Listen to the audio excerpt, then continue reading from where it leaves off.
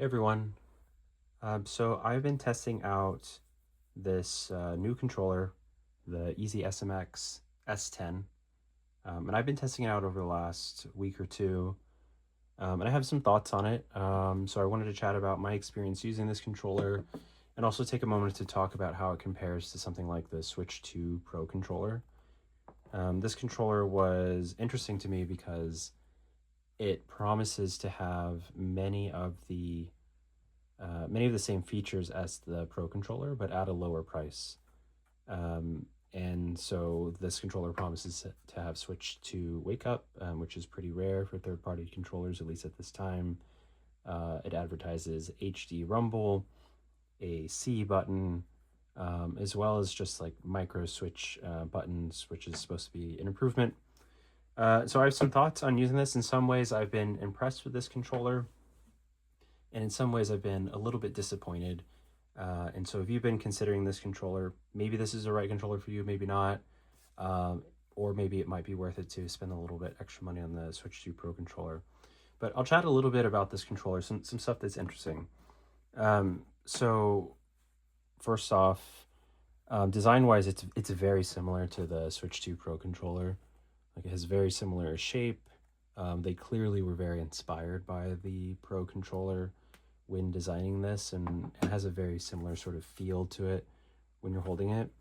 It has these like textured grips on the back. It's just textured plastic, so there's not like a special grippy material or anything like that.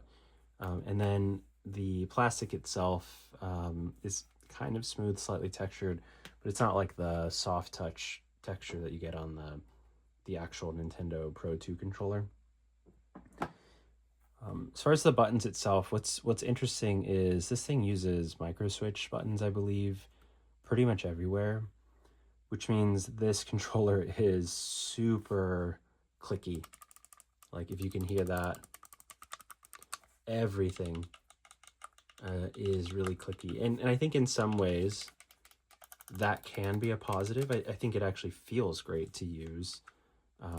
It's a very fun controller to use in that sense, but it does come at the downside of being very loud and potentially very annoying to others in the room. So if you're playing with family members or friends or someone else in the room, that I think can get a little annoying for everyone around you. But if you don't think it's going to bother them, then it actually feels nice. It's a very satisfying controller to use. So that was interesting.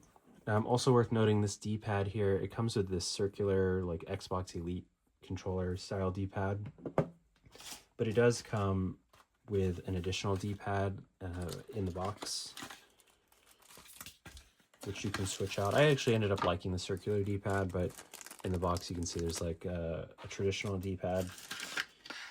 This controller also has swappable faceplates, although the faceplates, like, there's not many options out there. So it comes with this one, this black and white design, and then it also ships with this clear faceplate, and they give you a bunch of stickers. And personally, I'm not really a fan of the stickers they ship, but I suppose that's an interesting option.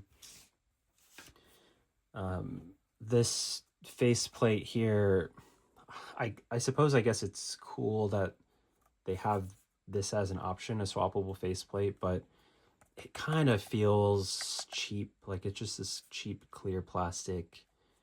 It's really weird to remove. You have to it's really difficult to pull this out and remove it. And technically it's held down with magnets, but it's not like as easy to remove. If you've ever used like some of the GameSir controllers have a magnetic faceplate that just pops right off. It's not as easy to use as that. But if you're not going to be swapping the faceplates that often, not a big deal. The thumbsticks themselves are TMR sticks, which are supposed to reduce stick drift occurrences from happening. I never got stick drift on my original Pro controller, but that's something you're worried about. It's great to have that reassurance.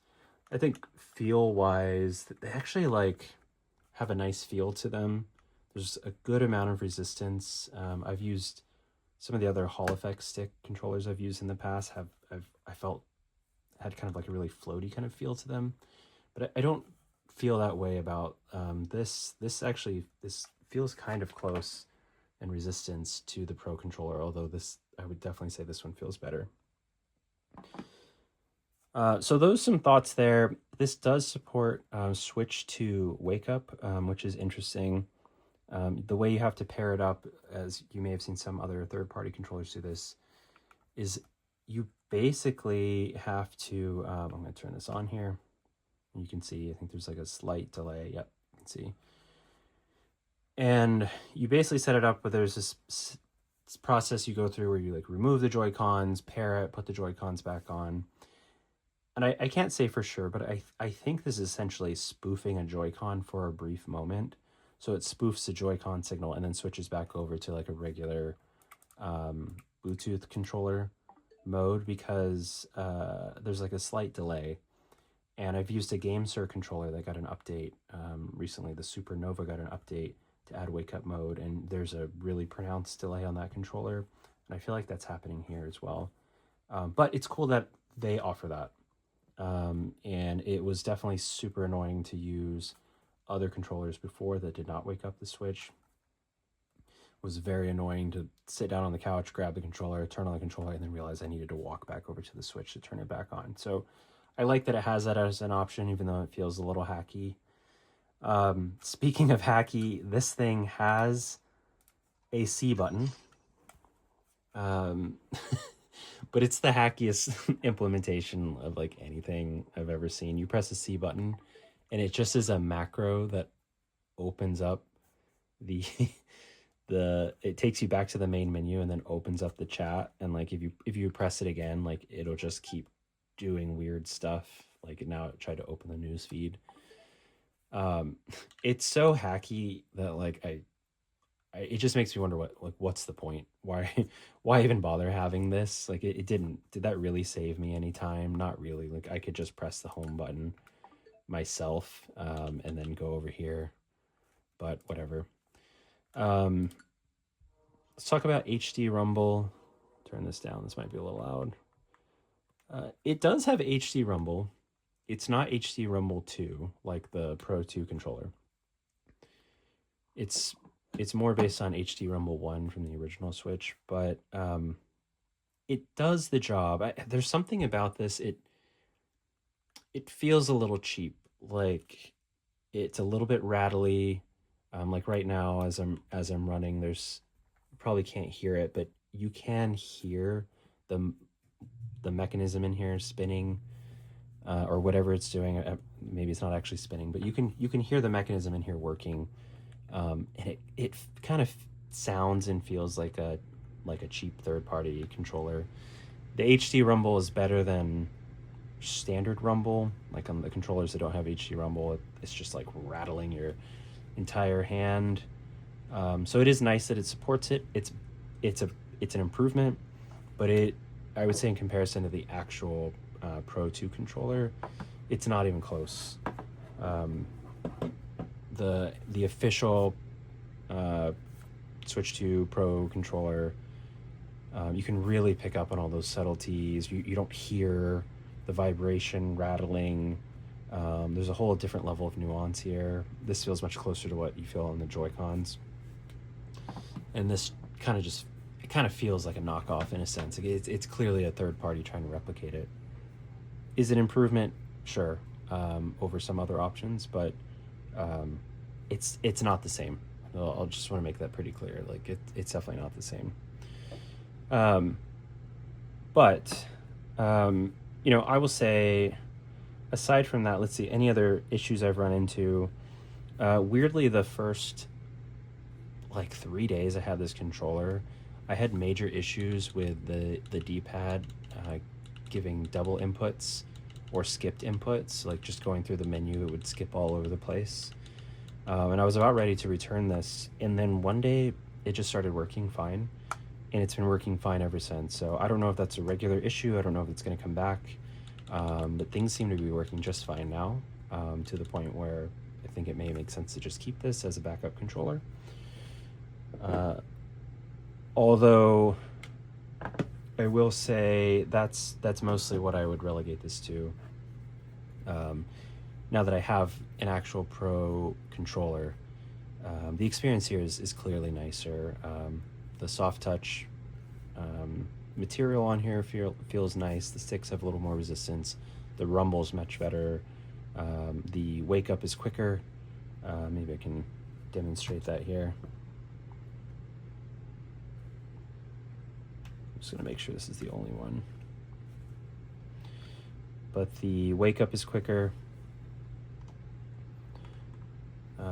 This one also just feels. This one also just feels more integrated with the system, and in many ways is. So, for example, they both have the GR buttons on the back paddles.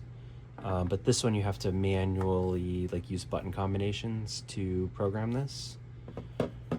But on the official controller, because it's the official controller, you can actually assign those buttons right here in the menu. Whoops. Sorry. And I believe it's actually game specific, which is a huge bonus that you're not going to get with a third-party controller. So while it's nice to have that option here, it's clearly a better experience here. That being said, there's a pretty big price difference between these two. This controller retails, at least in the US, for $89.99, very rarely on sale, although I believe I have seen it at Costco at one point for $75 or $79. But it's going to be at a pretty high price point. And it feels premium. I don't know if it feels $90 premium, but it definitely feels premium.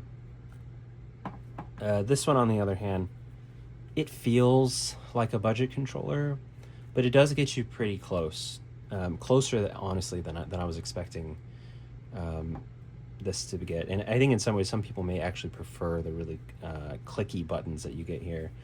This gets you close. And this one retails for $59.99 in the US, but you can actually find it for cheaper. It's often on sale already on Amazon.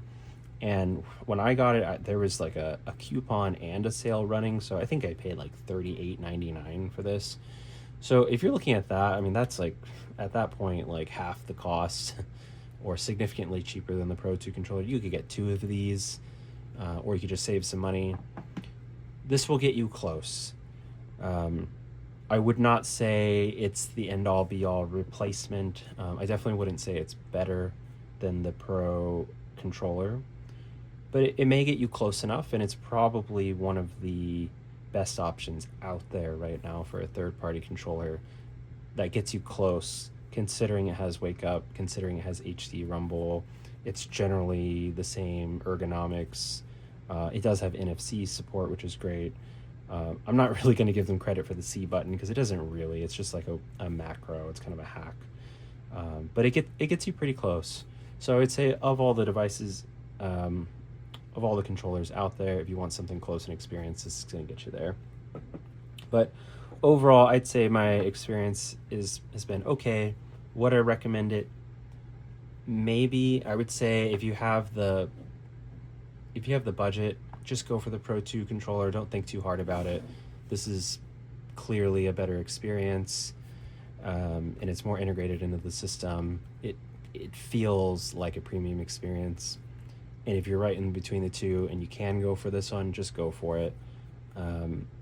But if you need a controller and you want to save a little bit of extra, this will get you close. It'll get you like 70% of the way there, for maybe 50-60% of the price. So it could very much well be worth it. There's just some caveats, and just know it's not quite the full experience. But anyway, thank you so much for watching, and talk to you guys later.